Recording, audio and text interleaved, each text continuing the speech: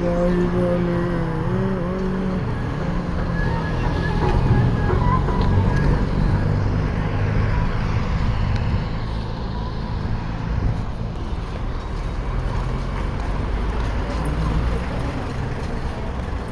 সুরতা কাপুর তারে।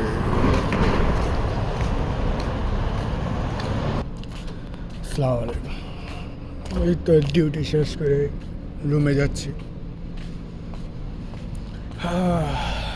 এখন রাত বাজে 2টা।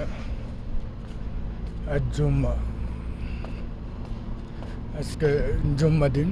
তারপরে দেখেন ডিউটি করতে হবে, কী আর করার ভাই, বিদেশের জীবন যেটাই না হোক কষ্ট তো করতেই হবে।